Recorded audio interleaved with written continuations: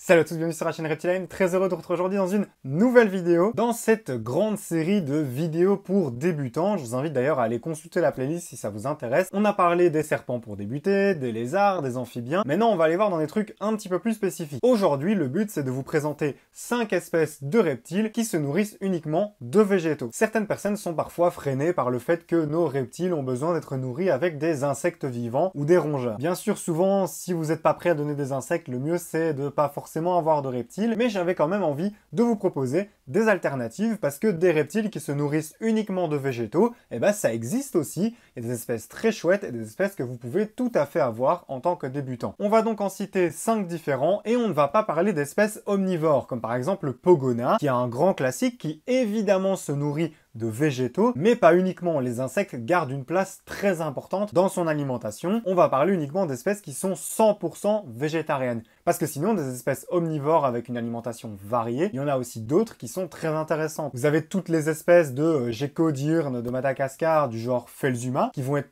pour la plupart insectivores et frugivores, avec des pâtés à base de fruits, voire même des fruits écrasés directement. Vous avez aussi mon petit Gastropholis prasina, qui est une espèce qui va se nourrir de pas mal d'alimentations variées, que ce soit en fruits ou en insectes. Donc voilà, là aussi il y a des choses intéressantes, mais aujourd'hui le but c'est des espèces qui sont vraiment 100% herbivores, 100% véganes. Et pour commencer, le numéro 1, c'est un mauvais exemple parce qu'il va un peu déroger à la règle, mais je vous assure, ce sera le seul. Il s'agit du gecko à crête, Corelophus ciliatus, un grand classique des lézards en captivité. Pourquoi est-ce qu'il déroge à la règle? Eh parce que justement, dans la nature, le gecko à crête se nourrit d'insectes. Cependant, si je vous la présente, c'est pour des raisons très simples. Il y a quelques années, un très grand éleveur américain de ciliatus qui s'appelle Alan Repashy a mis au point une poudre mélangeant fruits écrasés, protéines d'insectes et à peu près tout ce que le gecko à crête a besoin pour son bon développement. Cette poudre, il a commercialisé, vous pouvez l'acheter et il vous suffit de la réhumidifier pour que ça forme une genre de compote. Bien sûr, depuis, il y a énormément de marques qui se sont penchées sur le dossier et vous avez maintenant des tonnes de poudres différentes qui formeront des compotes pour vos geckos. Le Repashy reste une valeur sûre, mais Zomed ont fait les leurs, vous avez aussi le Pangea, etc.,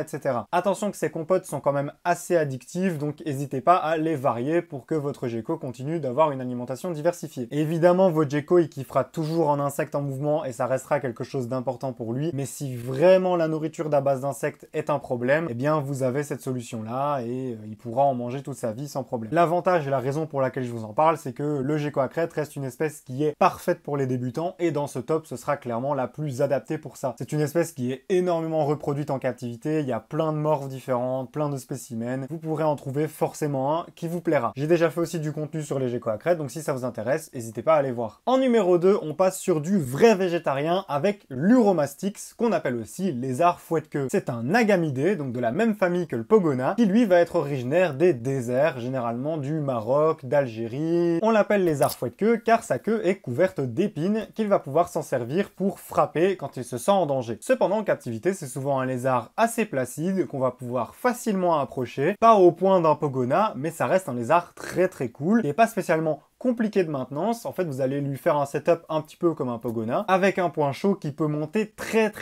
haut. Comme je vous l'ai dit, c'est une espèce qui vient du désert, qui est habituée à ce que ça balance. Un point chaud à 50 degrés ne pose pas de problème pour des fouettes-queue, je vous assure. Ces lézards se nourrissent donc dans la nature de végétaux qui vont pouvoir trouver là où ils peuvent. En captivité, on va avoir une base de végétaux plus classique qu'on va pouvoir trouver facilement et qui vont donner des très bons apports pour la santé de notre lézard. Pour ça, vous pouvez vous fier aux listes qui existent pour les Pogonas, ça marche très bien pour les Uromastix et vous allez devoir nourrir évidemment en bonne quantité. L'Uromastix peut donc être un bon candidat en alternative du Pogona, dans ce style un peu de gros lézard placide, qui vient du désert, qui aime bien les températures élevées. Ça a une tête assez particulière, hein. Moi je trouve ça assez amusant, après il y a des gens qui aiment, il y a des gens qui aiment pas. Il y a une diversité d'espèces assez grande, c'est un animal qui va coûter plus cher qu'un Pogona, hein. Bon, sauf si vous partez sur des Pogonas avec des morphes très spécifiques. Maintenant, il faut le dire, il y a des Uromastix qui ont des couleurs juste sublimes, des marquages incroyables, et donc pour ça, n'hésitez pas à aller vous renseigner. Je vous conseille la chaîne évidemment très connue de Bébésaurus, qui a reproduit énormément d'Uromastix et qui est un peu un des grands experts de l'espèce au niveau francophone. En troisième espèce, on quitte les lézards, je vous propose une tortue. Oui, il n'y aura pas de serpent dans cette vidéo, ils sont tous généralement carnivores. On va parler donc des tortues de terre, en l'occurrence la plus courante c'est la tortue d'Hermann, mais il y en a d'autres comme la tortue des steppes ou des espèces plus exotiques comme la tortue charbonnière, etc. Toutes ces tortues de terre se nourrissent de végétaux, de nouveau une base assez variée qu'on va pouvoir trouver facilement chez nous. Quand je vous parle de ça, c'est surtout diverses salades. On va éviter tout ce qui est laitue. On va être vraiment sur des salades plutôt type mâche et ce genre de choses. Du trèfle, du plantain, de la chicorée et même des fleurs de pissenlit, des pétales de rose. Tout ça sont des choses que vous pouvez trouver facilement et qui seront très bien pour l'alimentation de vos tortues ou de vos uromastix. Le reste, on va pouvoir donner des végétaux, des fruits évidemment, mais en petite quantité.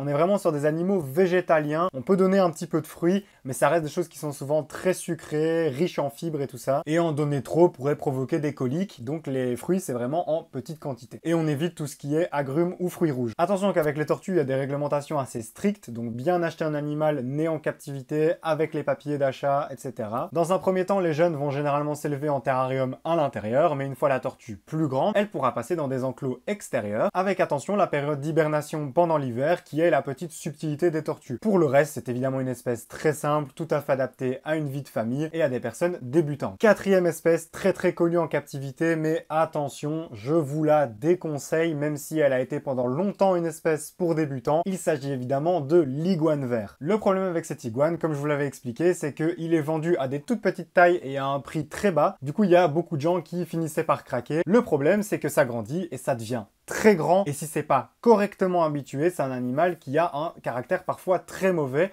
voire agressif. Donc ça doit rester entre les mains de quelqu'un de correctement averti et préparé pour ce genre d'animal qui a la possibilité de l'accueillir dans des grandes installations. Et si c'est votre cas, et ben là aussi vous avez une espèce qui est herbivore, de nouveau qui va se nourrir de végétaux et de fruits, comme pas mal d'iguanidés en fait. On parle très souvent de l'iguane vert, mais il y a des espèces plus rares et magnifiques, comme par exemple l'iguane des Fidji, qui lui aussi va être végétarien, y compris des iguanes beaucoup plus gros, comme l'iguane rhinocéros, etc. Mais tout ça, on est sur des espèces qui sont parfois interdites ou qui demandent en tout cas des installations très conséquentes, peut-être moins adaptées pour un débutant, c'est une chose certaine. Mais espèce végétarienne, donc c'était l'occasion d'en parler. Et d'ailleurs, pour cette cinquième et dernière espèce, on va parler d'un iguanidé, mais un peu plus éloigné, surtout une espèce qui est assez peu mise en avant en captivité et qui pourtant pourrait être tout à fait adaptée. Le Sauromalus ater, un lézard originaire des régions sèches et aride de l'ouest des États-Unis. Comme je vous le dis, c'est une espèce pas forcément hyper courante en captivité, qui atteint une taille quand même assez conséquente, même si c'est tout à fait gérable. Dans la nature, il se nourrit essentiellement de bourgeons et de fleurs sur des arbres qu'il va pouvoir trouver. Il y a franchement moyen de trouver des informations dessus, même si actuellement c'est pas énormément maintenu ni hyper courant. Il y a quand même moyen, en creusant un petit peu, de savoir se renseigner. C'est pas spécialement une espèce compliquée, honnêtement, elle est relativement abordable. En plus, je trouve qu'ils ont une tête assez sympa, et certains spécimens ont des couleurs vraiment intéressantes, donc le Sauromalus, ça vaut le coup de tenter aussi. Voilà pour cette vidéo qui s'intègre dans notre série pour débutants. J'espère qu'elle vous aura plu et qu'elle vous aura été utile si jamais vous craignez un petit peu de devoir nourrir aux insectes. Voilà quelques propositions intéressantes. Vous avez vu que même si vous êtes débutant, il y a tout à fait moyen d'aborder les reptiles. Bien sûr, je vous encourage à toujours choisir un animal qui est déjà en bonne santé, qui a été bien démarré, dans de bonnes conditions, évidemment du né en captivité. Vous concentrez peut-être pas sur des espèces comme l'iguane vert, je sais que c'est très beau, je sais que c'est très réputé, mais franchement, c'est plus un poison qu'autre chose sur le long terme, à part que si vous êtes vraiment bien préparé. En revanche, pour les autres, il n'y a pas trop de problèmes particuliers, ça reste tout à fait abordable du moment que vous avez les végétaux à leur donner. Si vous découvrez ma chaîne grâce à cette vidéo, n'oubliez pas de vous abonner et d'aller faire un tour dans la description sur mes autres réseaux sociaux. Si ce concept de 3 reptiles ou 5 reptiles sur un thème précis vous plaît, n'hésitez pas à me le faire savoir en commentaire en proposant d'autres idées, d'autres thèmes. J'avais pensé par exemple à des reptiles qui aiment les températures fraîches. C'est souvent l'occasion aussi de vous proposer des choses qui sortent un peu du commun ou qui cassent avec les stéréotypes classiques de la terrario sur des espèces qui ont besoin de chauffage, qui ont besoin d'insectes, ceci, cela. Donc ça peut être intéressant, ça offre de la diversité. En tout cas, moi j'aime bien vous faire ce concept. Donc, si vous aimez aussi, eh ben c'est tant mieux. Et on se retrouve la semaine prochaine pour une prochaine vidéo. Merci à tous de l'avoir regardé. Ciao tout le monde!